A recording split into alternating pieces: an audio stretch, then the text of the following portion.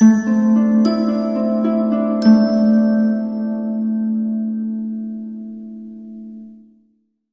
a dar un ejercicio. Vamos a pensar que tenemos una operación inmobiliaria de 10 millones de pesos, ¿ok? Y que cuando compré esa propiedad hace 10 años me costó 2 millones. ¿Qué sucede? La operación, para efectos del cálculo base, a 10 millones, que es la venta actual, menos los 2 millones actualizados cuando yo compré, o desde que yo compré, tengo una utilidad de 8 millones de pesos. Que no es lo mismo decir que mi inversión de 2 millones cuando compro, si no tienes FDI, entonces no es deducible, y el 100% de la operación, en este ejemplo, que eso es una venta de 10 millones, va a ser mi base gravable. Y obviamente vamos a tener una desventaja considerable en el cálculo del impuesto y en el monto del impuesto que vamos a pagar. Es muy importante considerar esto, ¿eh? El artículo 147 de la Ley de Impuestos por Renta señala ya enfáticamente esto, ¿sí? Los requisitos que tiene que cumplir para que sea deducible una operación para este tipo de actividades fiscales que estamos realizando. En su fracción cuarta, artículo 147, fracción cuarta de la Ley de Impuestos sobre la Renta, dice que para que sea deducible una contraprestación tiene que estar amparada con el comprobante fiscal, ¿sí? Ya sigue señalando que tiene que ser pagado vía bancos, vía transferencias, vía tarjeta de débito, y viene el caso que también es muy conocido, o debe ser conocido ya, tiene muchos años en la ley esto, de que los montos o contraprestaciones o servicios que realmente nosotros pagamos y queremos hacerlo deducible en efectivo, tiene que ser pagado hasta cantidades iguales o menores a los 2,000 pesos, ¿sí? En ese sentido, si hablamos de una operación inmobiliaria de cualquier cantidad, desde 10,000 pesos, 100,000 pesos, 1 millón, 2 millones, ya cae desde este rango de que tiene que tener el comprobante fiscal. Insisto, para efectos de operaciones inmobiliarias, el comprobante fiscal es el CFDI que se expide al momento de hacer la operación, desde el 1 de enero del 2014. Ya no es suficiente la escritura pública, la escritura que hacemos, que firmamos ante el notario y que hace también los procedimientos para que sean registrados, vaya la redundancia, en el registro público de la propiedad, ¿ok? Es muy importante que consideremos estos puntos. Es algo que nos va a ayudar a que demos cumplimiento a la normatividad, a que saquemos el provecho que la propia ley señala y que después no nos estorbe. Que algo que es benéfico, que algo que ya está puesto ahí para un beneficio como tal, para efectos fiscales, no sea algo gravoso, complicado y que nos genere problemas como multas, como recargos, aclaraciones, simplemente por no dar pie o por no tener el cuidado de cumplir con esta normatividad o por no tomarnos la molestia de checar que esta información sea plasmada, sea enfáticamente, específicamente señalada en la parte que corresponda en nuestras declaraciones. Y con respecto al CFDI, tenemos por experiencia muchos casos de operaciones inmobiliarias que fueron hechos en el 2014. De hecho, hablemos 2014, 2015, que fueron momentos de confusión, que el mismo SAT decía una cosa, el otro asesor decía otra cosa, que hacíamos ver que la ley señala una cosa. Fue muy difícil.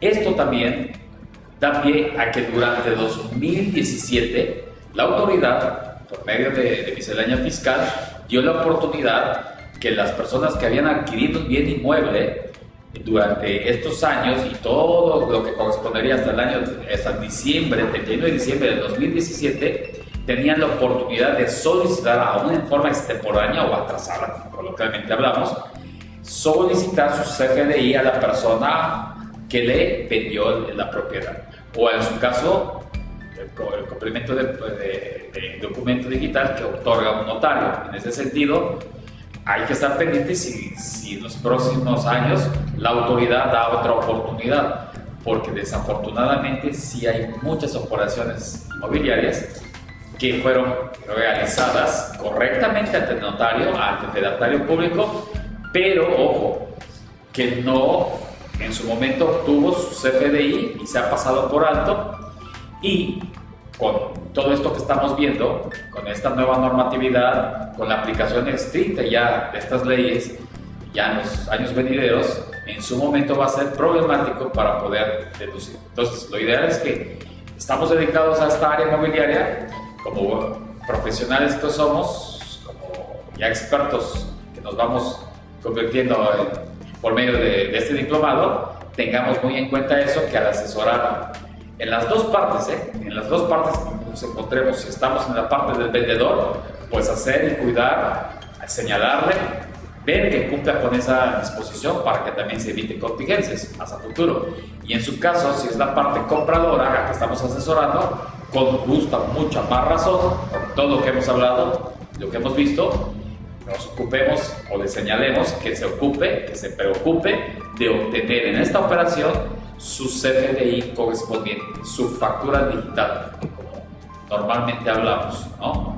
O decimos que es. La parte entonces, en el proceso de los cálculos del impuesto sobre la renta, la ley también nos señala que tenemos 15 días después de haber realizado la operación para que, en su caso, pasan dos supuestos aquí. Cuando el notario es el responsable de acuerdo a las disposiciones fiscales y el que está vendiendo cae en los supuestos que señala la ley, el notario entonces hace el cálculo del impuesto, retiene el impuesto y entera el impuesto al SAT, a las autoridades hacendarias. Es muy importante entender estos conceptos. La palabra enterar no es lo mismo pagar. El notario no paga los impuestos, entera los impuestos. Estamos hablando que son impuestos de la persona que vendió, que bueno, si no está dado de alta en Hacienda o no tiene la obligación de presentar declaración anual o señala bajo protesta sí verdad que el bien que está vendiendo no entra dentro de sus actividades empresariales, entonces el notario en este caso o en este supuesto es el obligado de hacer el cálculo correspondiente, de retener el impuesto correspondiente y de enterarlo a nombre del vendedor. ¿Ok? Es fundamental que entendamos esto y que también cuidemos que esto se cumpla cabalmente. Es muy importante, ¿sabe? En un momento dado es pedirle también al notario, es muy importante que te demuestre que ya fue cumplida esa obligación y si es posible hasta una copia para que se vaya a tu expediente. Quiero señalar algo muy importante que se ha pasado por alto, se pasa por alto. Cuando se den tus supuestos donde una persona física ha enajenado un bien inmueble, independientemente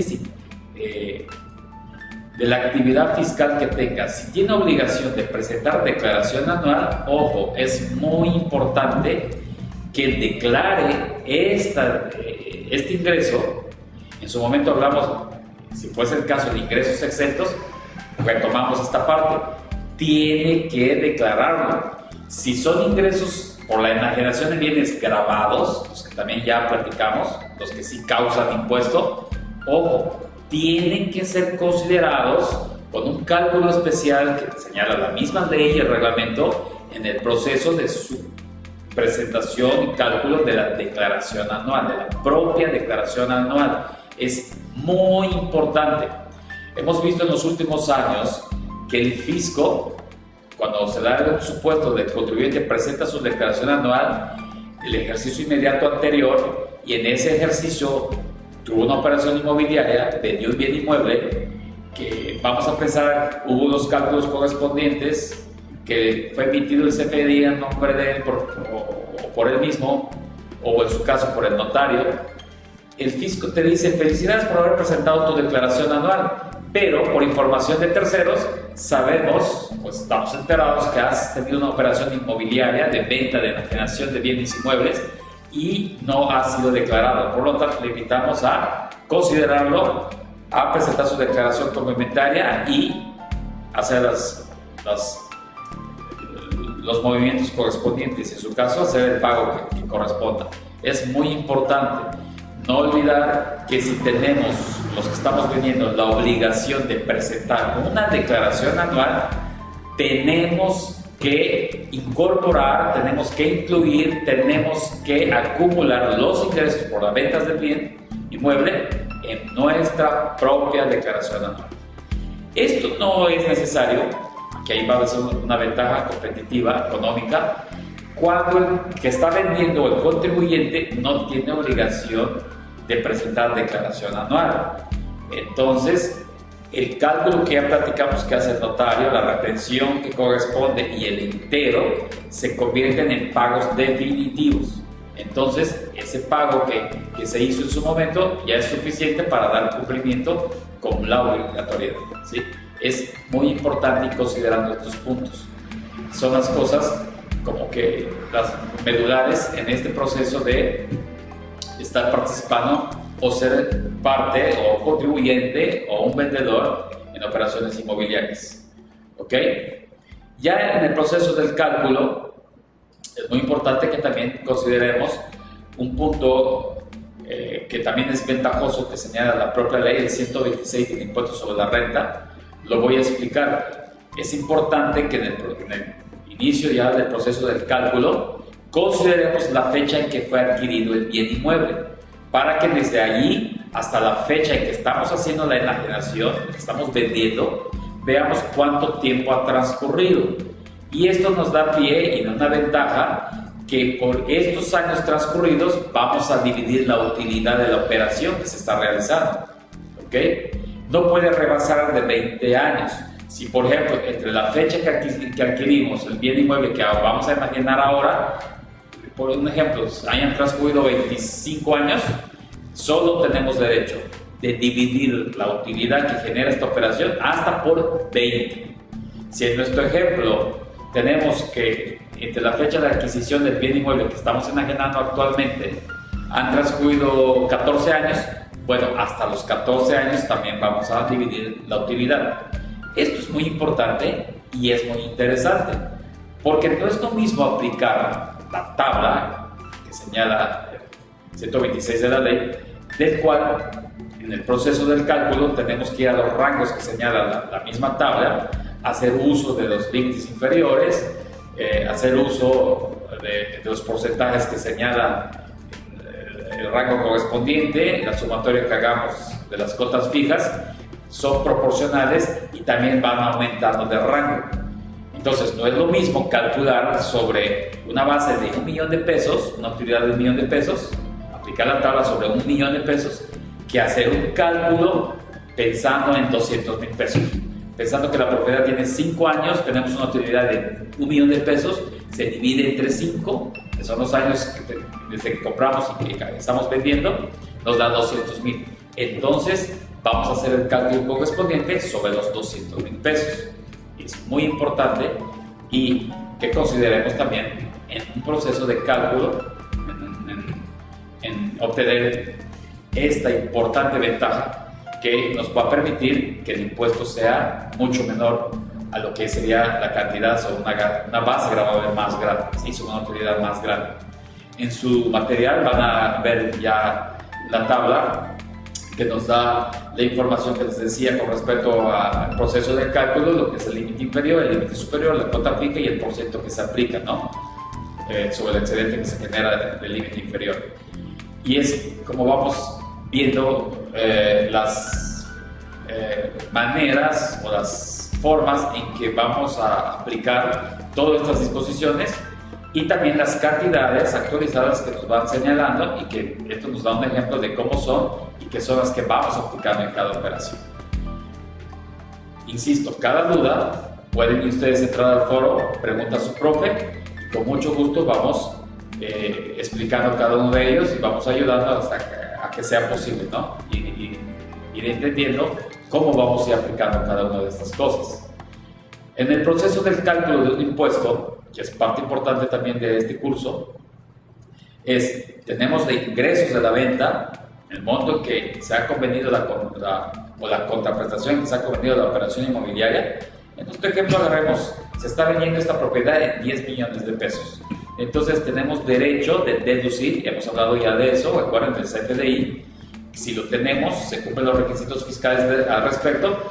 Pensamos en nuestro ejemplo que tenemos 4 millones de deducciones. Entonces a los 10 millones le restamos los 4 millones de deducciones, tenemos una utilidad fiscal en esta operación inmobiliaria de 6 millones.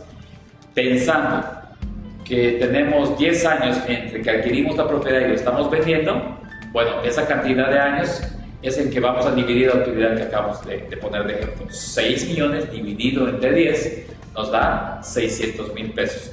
Sobre los 600 aplicamos ya la tabla que van a ver, lo que van a encontrar ustedes en su material de apoyo, y es como se hace ya la estructura del cálculo, ¿sale? Se resta el límite inferior a la diferencia aritmética que se dé, entonces aplicamos un por ciento que nos señala la misma tabla.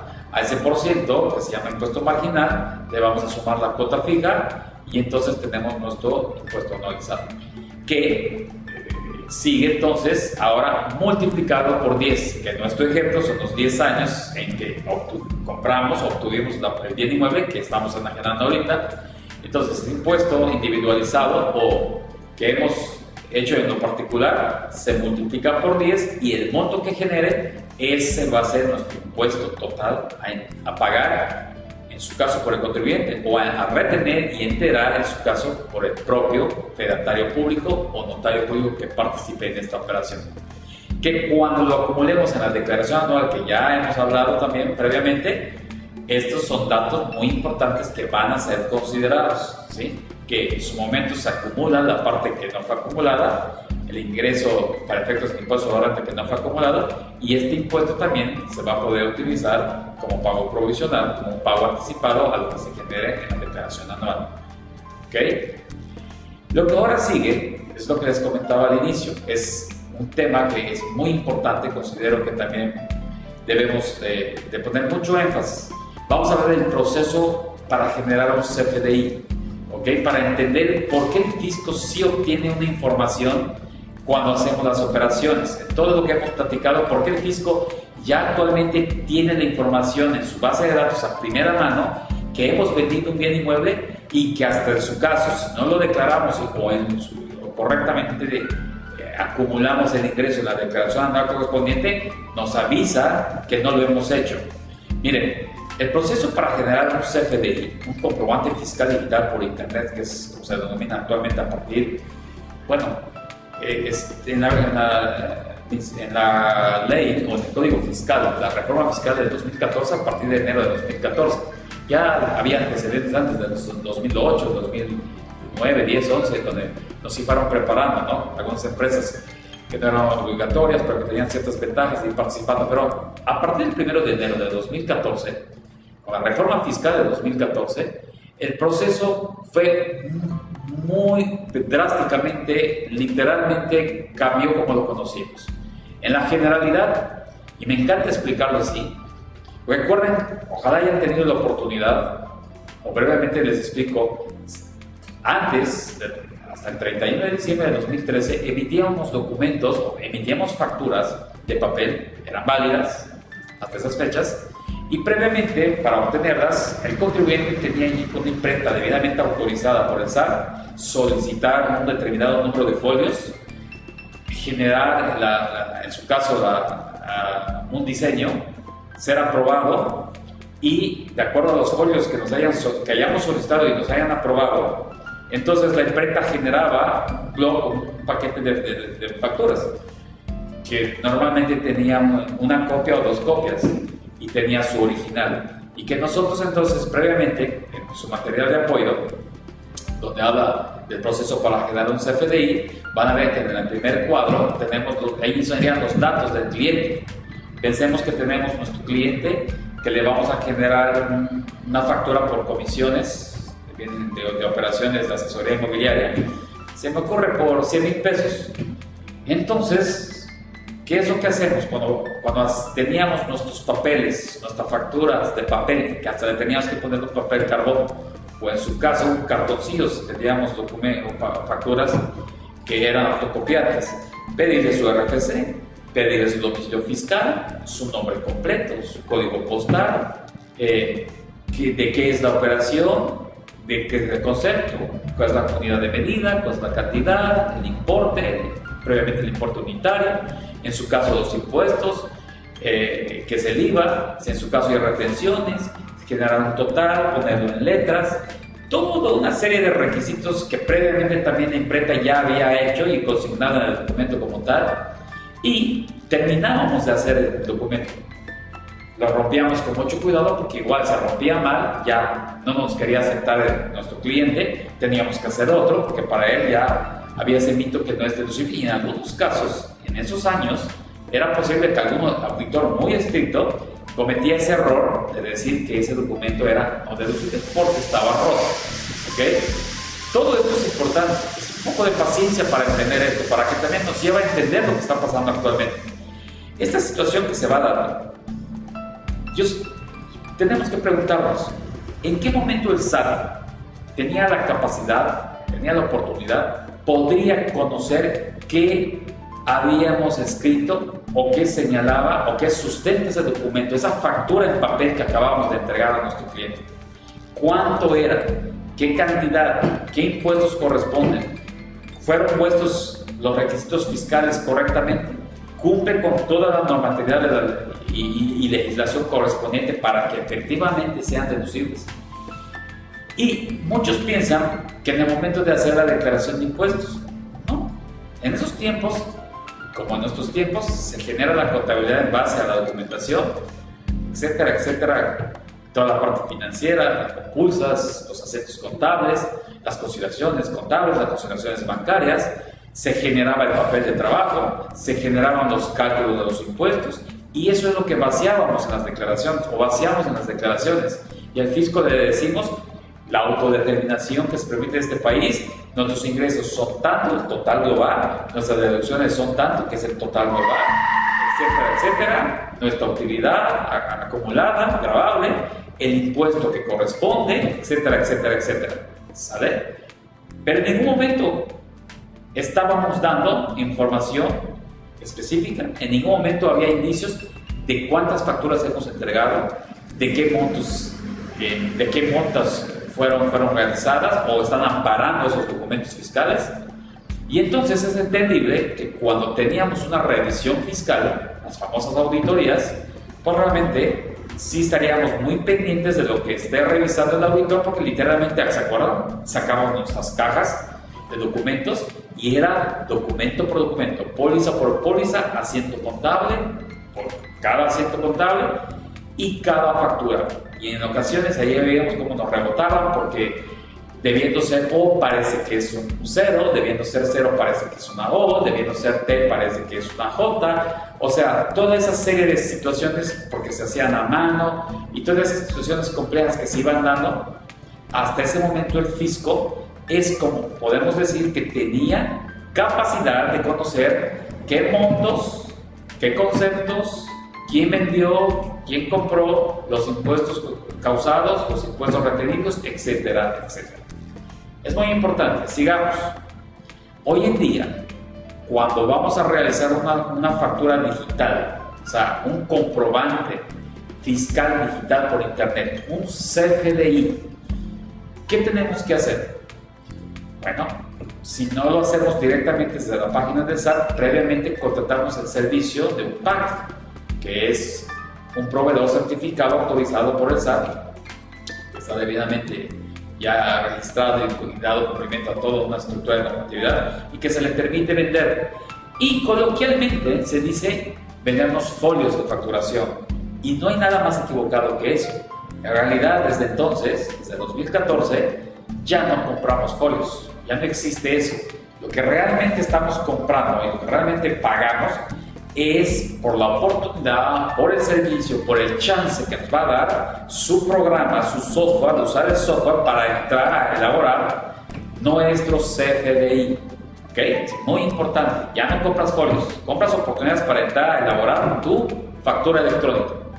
Y cuando ya estamos en nuestra computadora, cuando ya estamos listos para hacer, si hacemos comparativo con lo que acabamos de explicar cuando lo hacíamos en papel, cuando lo hacíamos con nuestro papel carbón, hoy en día lo mismo. Le preguntamos a nuestros clientes los mismos datos: su nombre, su RFC, su domicilio completo, su código postal, que es fundamental, el concepto, ahora los códigos que tenemos, cómo fue comprado, cómo fue pagado, el concepto, el uso, etcétera, etcétera. Toda esa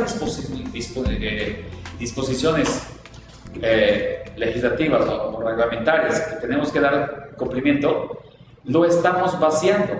Es como cuando lo estábamos haciendo a lápiz o en computadora, en un papel. Ahora lo hacemos en nuestra pantalla de computadora.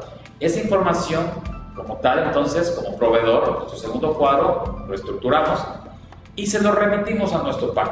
Si no estamos utilizando PAC, lo estamos haciendo directamente desde la base del SAT, entonces se lo mandamos directamente al SAT. ¿Ok? Entonces, esta información ya estructurada, ya dando cumplimiento a la normatividad también vigente, el SAT lo revisa, ve que sí se da cumplimiento a esa estructura, de acuerdo al 29 del Código Fiscal, del 29B, que te ayudan a señalar todos estos procedimientos. Entonces le asigna el folio electrónico. Ojo, es el SAT el que asigna el folio. Y esto es muy importante que lo entendamos.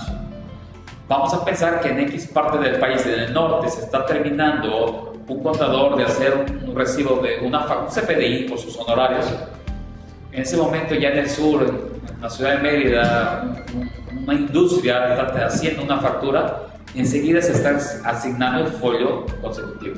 Terminando en Veracruz, alguien está haciendo un arrendamiento, un CFDI por un arrendamiento, enter, en ese momento el siguiente número fiscal, el folio fiscal, el que lo asigna es el SAT, que previamente se queda con nuestra información y que después le pone un certificado digital y entonces se lo envía al PAC, ¿sí? A la empresa que hemos contratado previamente para que podamos con su software realizar o elaborar nuestro CFDI correspondiente, que a su vez entonces también certifica y que ya lo envía a nosotros como proveedores y en su caso también vía correo, en su caso también lo envía a nuestro cliente. Ojo, este proceso que acabamos de explicar es en fracción de segundos. Nos lo venden y ya está saliendo la factura, pero pasó todo esto que hemos hablado. Ahora bien, la pregunta, ¿cuándo se entera el SAT? ¿Cuándo se entera la autoridad fiscal hacendaria que hemos realizado un documento fiscal, una factura digital? ¿Verdad? ¿Cuándo o cómo se entera quién compró, quién vendió, en qué monto, si cumple con todos los requisitos fiscales del documento como tal, para que pueda ser deducible? Los impuestos trasladados, en su caso, los impuestos retenidos. Entonces, si vamos razonando todo esto, esa ya tiene la información de las operaciones que hacemos. Este proceso para generar un CFDI que estamos hablando, dicho sea de paso, es general.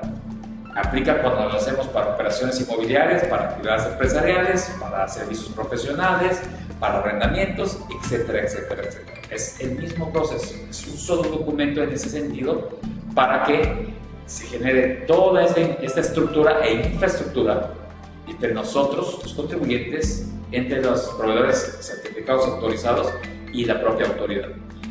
Pero ojo, el SAT ya tiene la información, la autoridad hacendaria ya cuenta a primera mano.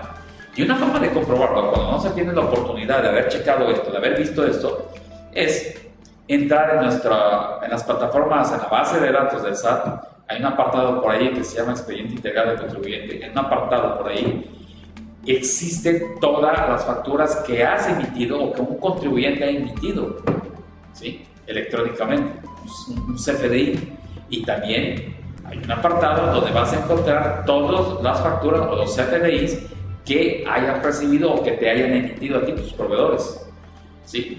Prueba todavía contundente de entender y saber que el SAT nos dice: mira, te ayudo, aquí está tu información de tus facturas, coloquialmente hablando. Pero entonces estamos comprobando que la autoridad hacendaria ya tiene conocimiento de toda nuestra información. Esa es la gran diferencia. Esto es lo que necesitamos entender en el proceso para generar un CFDI.